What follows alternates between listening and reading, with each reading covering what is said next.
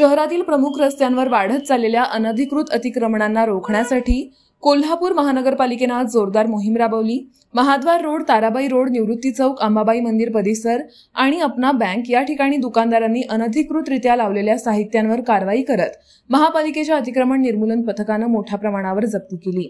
ही कारवाई जिल्हाधिकारी अमोल येडगे, प्रशासक के मंजुलक्ष्मी आणि पोलीस अधीक्षक योगेश कुमार गुप्ता यांच्या अध्यक्षतेखाली झालेल्या अतिक्रमण विरोधी बैठकीनंतर तातडीने अंमलात आणण्यात आली। मोहिमेमध्ये एकूण 16 अनधिकृत छपऱ्या, 1 लोखंडी केबिन, 1 हातगाडी, 5 लोखंडी जाळ्या, 10 लोखंडी पाईप्स आणि 12 स्टँडबोर्ड जप्त करण्यात आले। हे साहित्य रस्त्यावरील मोकळ्या जागेत बेकायदेशीररित्या ठेवल्यामुळे नागरिकांना अडथळा निर्माण होत होता। ही कारवाई अतिरिक्त आयुक्त राहुल रोकडे, वाहतूक निरीक्षक नंदकुमार मोरे, सहाय्यक आयुक्त स्वाती दुधाणे, शहर अभियंता हर्षजित घाटगे यांच्या मार्गदर्शनाखाली अंमलात आली। कारवाईत अतिक्रमण अधीक्षक विलास साळोखे, सहाय्यक अधीक्षक प्रफुल्ल कांबळे तसेच मुकादम रवींद्र कांबळे, प्रशांत आकुर्डेकर, शरद कांबळे आणि अतिक्रमण विभागातील कर्मचारी सहभागी झाले। शहरातील सर्व दुकानदारांनी, फेरीवाल्यांनी स्वतःहून अतिक्रमण हटवावं, अन्यथा दंडात्मक आणि जप्तीची कडक कारवाई केली जाईल असा इशारा महापालिकेच्या अतिक्रमण विभागाने दिला आहे।